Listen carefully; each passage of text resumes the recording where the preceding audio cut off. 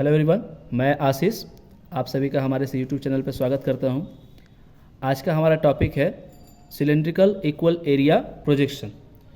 Projection series को हम लोग अपने आगे बढ़ाते हुए आज अपने प्रोजेक्शन के सेकंड टॉपिक का हम लोग शुरुआत कर रहे हैं। जैसा आपको सिंपल इक्वल एरिया प्रोजेक्शन में आपको जितना स्टेप बाय स्टेप हमने समझाने की कोशिश की थी, ठीक उसी प्रकार इसको भी हम लोग स्टेप बाय स्टेप आपको समझाने की कोशिश करेंगे ताकि आपको इससे रिलेटेड कोई भी डाउट या फिर क्वेरी आपको ना रहे। आशा करते हैं इसको आप इस प्रोजेक्शन के सारे स्टेप्स को देखने के बाद आप इजीली अपने घर पर भी इसे बना पाएंगे। So let's begin. क्वेश्चन दिया है क्या है, संपूर्ण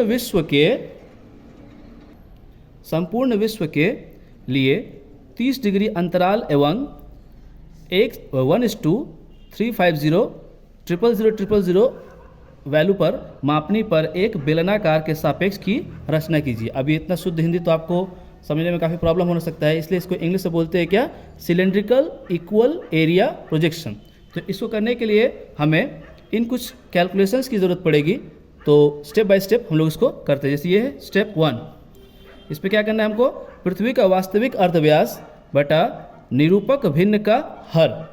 तो पृथ्वी का वास्तविक अर्धव्यास क्या दिया हुआ है, 635,000,000 बाई 350,000,000। अब इसको कैलकुलेशन करते हैं हम लोग। 3030 से नीचे ऊपर से काट लिए और 350 को 635 से काटने बाद हमारा कैलकुलेशन में 1.80 सेंटीमीटर का वैल्यूएशन आएगा। कितना आएगा, 1.8 सेंटीमीटर।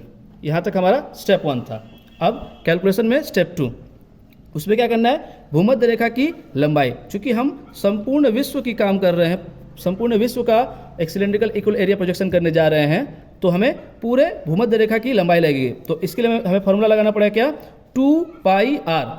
अब 2 पाई का मान हम लोग जानते हैं 22/7 और इंटू ये जो वैल्यूएशन जो निकला है 1.08। इसको हम लोग कैलकुलेशन जब करेंगे तो आएगा हमारा 11.3 सेंटीमीटर। 11.3 सेंटीमीटर। यहाँ तक था हमारा स्टेप 2 कैलकुलेशन का। अब स्टेप 3 की बात करते हैं। तो हमें स्टेप 3 में क्या करना पड़ेगा, दो संख्या के देशांतर रेखाओं के बीच की दूरी।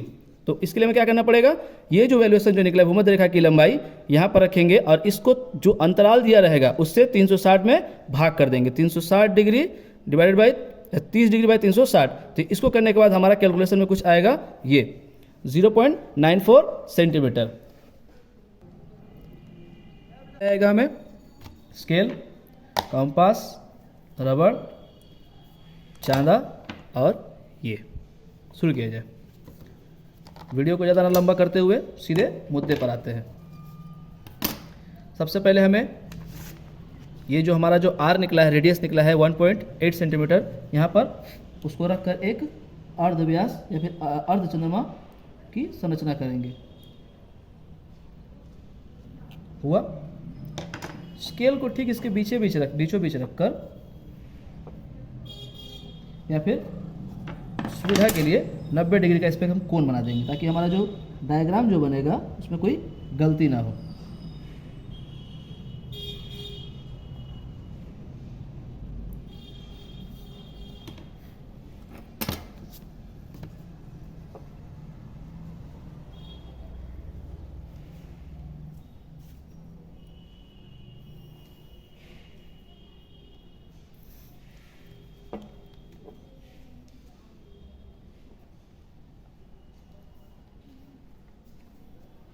ये बना हमारा अर्धचंद्रमा या फिर अर्धचांद। ठीक है। अब इसी के ऊपर रखकर हम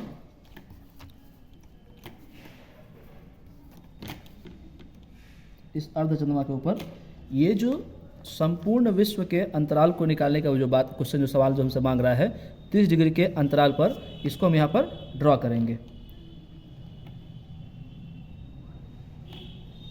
10, 20, 30, फिर 10, 20, 30, 60 डिग्री और ये 90। नीचे भी 30, 60 और 90। छोटे स्केल की सहायता से इसको हम लोग यहाँ पर फिल कर दें। इसको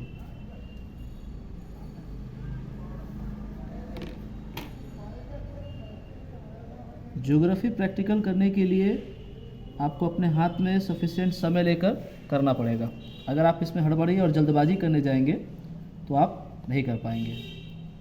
साथ ही साथ मैं आपको याद दिलाता चलूँ कि अगर आप हमारे इस वीडियो पर अगर यूट्यूब चैनल पर अगर नए आए हैं तो अपनी राय कमेंट बॉक्स में हमें ज़रूर बताएं, ताकि हम अपने आने वाले वीडियोस को और बेहतर करने के लिए प्रयास कर सकें। अब ये जो हमारा जो कैलकुलेशन आया था, ये वाला दो देशांतर की रेखाओं के बीच की दूरी 0.94, इसको यहाँ पर हम रखेंगे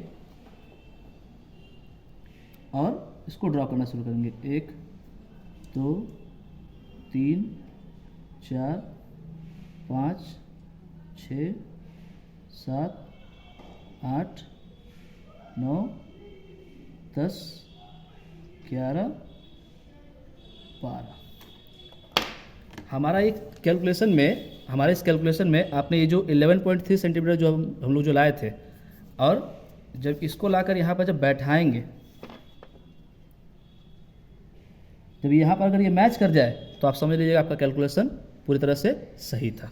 अब चूँकि मुझे यहाँ दिखाई दे रहा है लेकिन आपको तो समझ में नहीं आ रहा है, इसलिए मैं इसको एक बार डार्क कर दे रहा हूँ ताकि आपको सुविधा हो। अगर ये कैलकुलेशन करने के बाद अगर यहाँ पर ये मैच नहीं करता है तो इसका मतलब कि आपने सही से उसको मान को नहीं बैठाया है। अब स्केल की सहायता से माप को ड्रॉ करेंगे। इसको एक इसको मान को आप माप कीजिए कितना है, 3.1 3.6 है, 3.6 सॉरी माफ कीजिए 3.6। तो 3.6 को आप यहाँ पर ड्रॉ कर दीजिए ताकि आपको बार बार मिटाने की समस्या न रहे।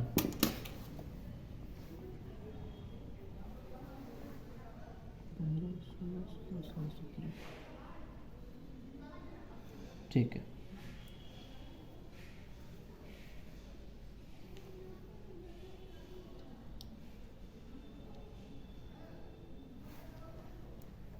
ये प्रोजेक्शन का सबसे आसान प्रोजेक्शन में से एक है, लेकिन इसका एक यही समस्या है कि अगर आप इसको अगर जल्दबाजी में करने जाएंगे तो गलत कर बैठेंगे।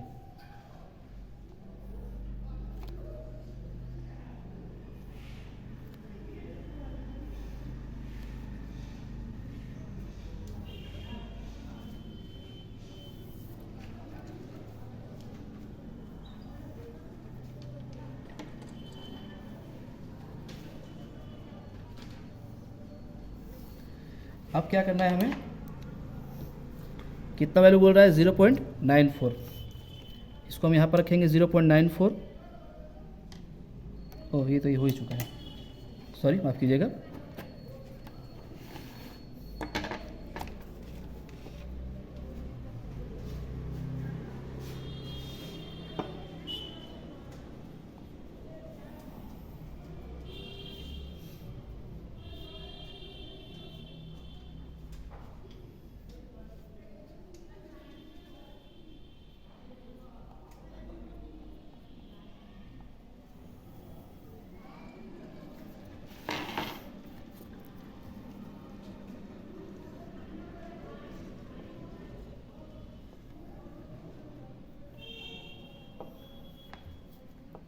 ये हमारा 50% डायग्राम कंप्लीट हो गया।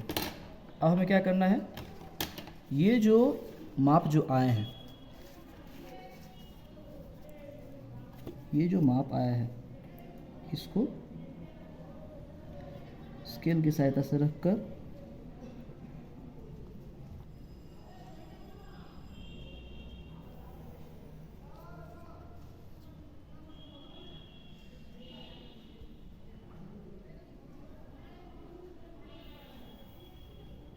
ड्रॉ कर देंगे। ठीक ऊपर भी उसी तरह।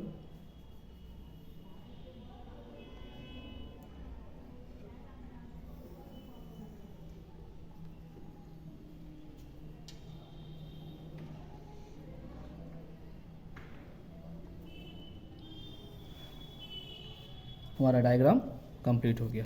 ये जो बचे हुए एक्स्ट्रा पार्ट को मिटा देना है।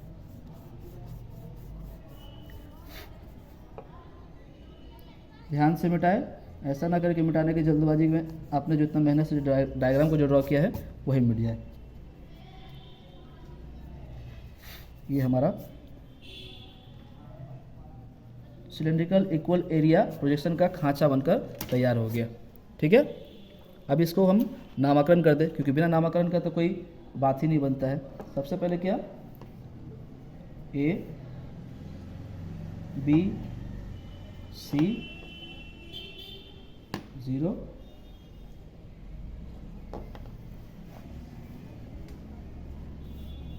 अब इसको ज़रा नामकरण शुरू किया जाए। हमारा क्वेश्चन क्या बोला था, संपूर्ण विश्व के अंतराल पे। तो हमको ये बात को पता होना चाहिए कि हमारा संपूर्ण विश्व 180 डिग्री वेस्ट से 180 डिग्री ईस्ट तक आता है। तो हमें इस बात को ध्यान रखना पड़ेगा, उसी को हमको यहाँ पर ड्रॉ करना है। तो क्या करना पड़ेगा, 180 डिग्री वेस्ट, हमारा अंतराल कितना है 30 डिग्री, तो 180 में से 30 घटाएंगे तो 150,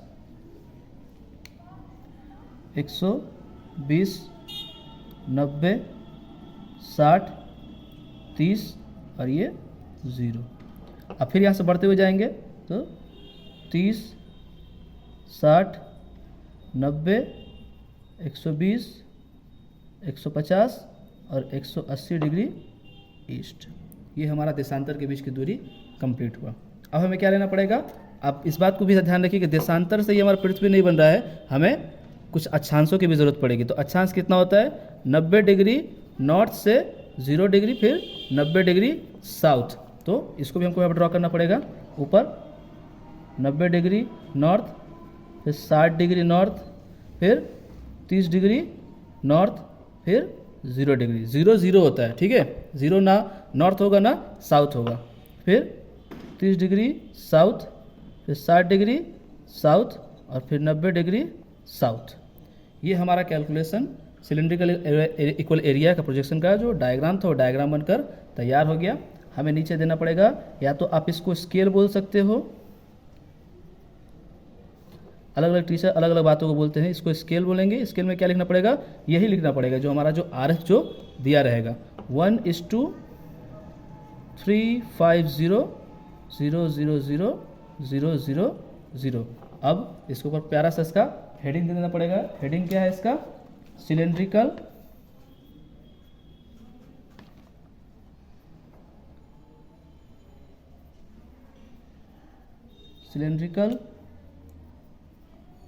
इक्वल